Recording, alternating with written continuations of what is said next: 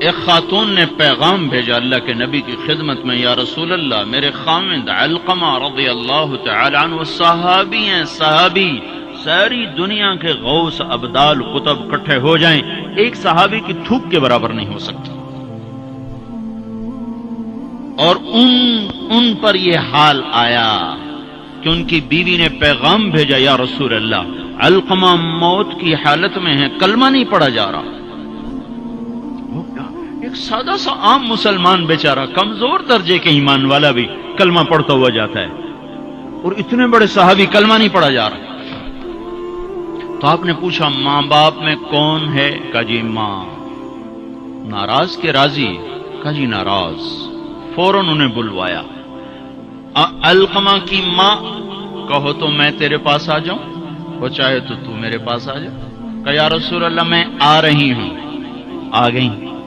تجھے علقمہ سے کیا شکایت ہے؟ یا رسول اللہ مجھے اس سے کوئی شکایت نہیں، اس کے دین کی کوئی شکایت نہیں، تہجد گزار ہے، شب بیدار ہے، عبادت گزار ہے، پر جب مجھ سے بات کرتا ہے میرا جگر چیر کے رکھ دیتا ہے، زبان اس کی گندی ہے، زبان غلط استعمال کرتا ہے، میں ماں ہوں، میں نے دودھ پلایا ہے، جب وہ مجھ سے تیزی میں بات کرتا ہے میرا جگر کٹتا ہے۔ جب اولاد ماں باپ سے کہتے نا تو آج تک میرے واسطے کیتا کی ہے، اگر یہ دنیا نہ ہوتی نا امتحان کی جگہ تو وہیں پتھر پڑتے ان پر۔ عجیب بات بتاؤں، اللہ کے نبی سے پوچھا جا رہا ہے قیامت کب آئے گی؟ آپ نے کہا اللہ ہی جانے، کا نشانی بتا دیں کہ قریب آ چکی ہے؟ تو آپ نے یہ نہیں کہا جب شرک زیادہ ہو جائے، کفر زیادہ ہو جائے، زنا زیادہ ہو جائے، شراب زیادہ ہو جائے، سود زیادہ ہو جائے۔ آپ نے کیا کہا؟ جب تم دیکھو کہ لوگ اپنی ماؤں سے نوکروں کی طرح سلوک کرنے لگ جائیں، جب فیصل آباد کے نوجوان اپنی ماؤں کو نوکر کی طرح جھاڑ دیں تو سمجھو کہیں دائیں بائیں سے قیامت کا حملہ ہونے والا ہے۔ تو آپ نے کہا تم معاف کر دے؟ کہ یا رسول اللہ میں نہیں معاف، اس کو نہیں پتا کہ میرا بیٹا موت کی حالت میں آ چکا ہے، ناراض ہو کے دوسری جگہ رہتا، معاف کر دے۔ کہ نہیں یا رسول اللہ میں نے نہیں معاف کرنا، اس نے مجھے بڑا دکھ دیا ہے۔ تو آپ نے کہا بلال لکڑیاں اکٹھی کرو اور علقمہ کو آگ لگا دو۔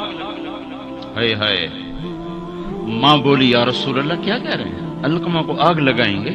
کیوں؟ وہ سکرات میں ہے، تو نے معاف نہ کیا تو سیدھا جہنم میں جائے گا، اور میں نے جلا دیا تو بچ جائے گا جہنم سے۔ کہ نہیں یا رسول اللہ ایڈا بھی میرا جگرا کوئی نہیں کہ میں اتھو تائیں میں معاف نہ کرا، میں معاف کیتا۔ ادھر اس نے کہا میں معاف کیتا، ادھر علقمہ کی زبان پہ کلمہ جاری ہو گیا۔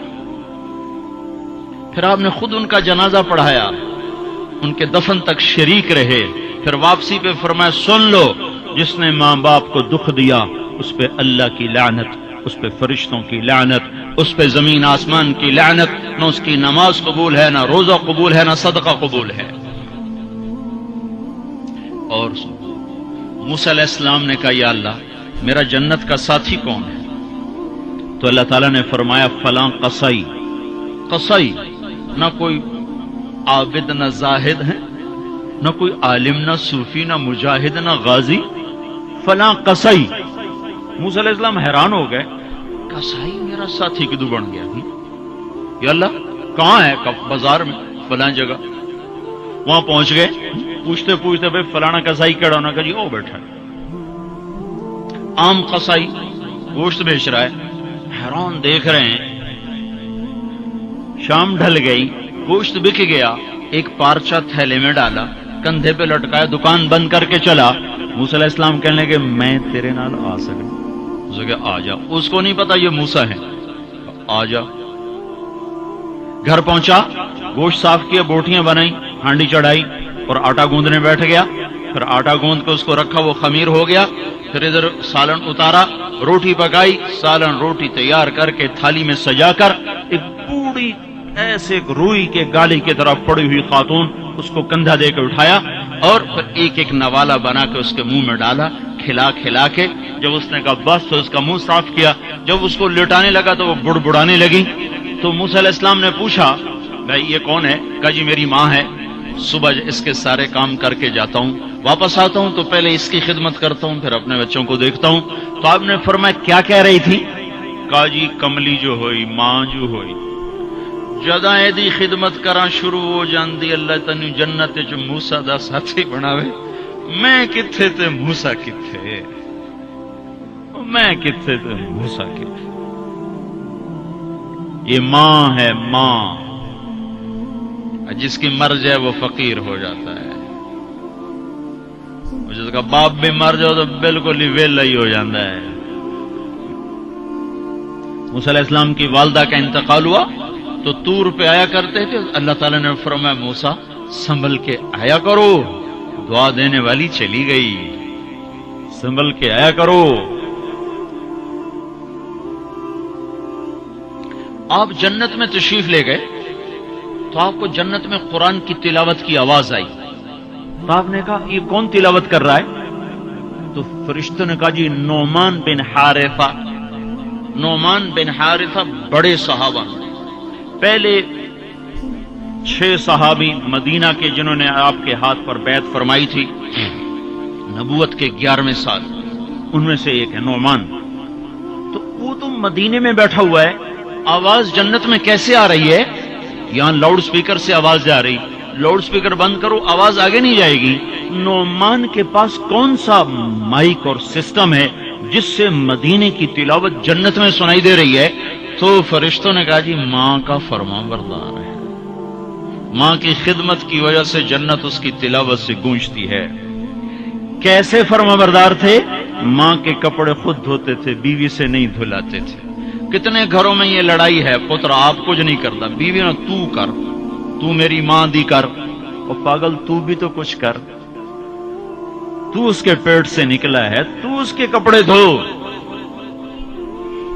ماں کے کپڑے خود دھوتے تھے، ماں کا بستر خود بچھاتے تھے، ماں کے لیے سالن پکاتے، روٹی پکاتے، سامنے بیٹھ کے نوالے بنا بنا کے کھلاتے، سر میں تیل لگاتے، کنگھی کرتے، جوئیں نکالتے، اتنے کام ماں کے کیا کرتے تھے۔ اور ماں نے کوئی کام کہا اور سمجھ میں نہیں آیا تو دوبارہ نہیں کہتے تھے اماں موڑا کھن مینوں پتہ نہیں لگا، بیوی کو اشارہ کر کے باہر بلاتے، پھر کہتے اماں نے کیا کہا تھا مجھے سمجھ میں نہیں آیا۔ ہائے ہائے بھائیو، مر تو سب نہیں جانا ہے، پر جب مائیں مر جاتی ہیں شیرازے بکھر جاتے ہیں۔ ایک ماں 10 بچوں کو سنبھالتی ہے، 10 بچے ایک ماں نہیں سنبھالتے۔ اور ماں باپ کافر بھی ہوں گے تو اولاد کے لیے ہاتھ اٹھائیں گے تو اللہ آسمانوں پر اٹھائے گا۔ ہاں، ماں باپ ایسی چیز ہے، اللہ تعالیٰ نے کہا تیرے ماں باپ کافر بھی ہوں تو ان کی گستاخی نہ کرنا، اطاعت بھی نہ کرنا، گستاخی بھی نہ کرنا۔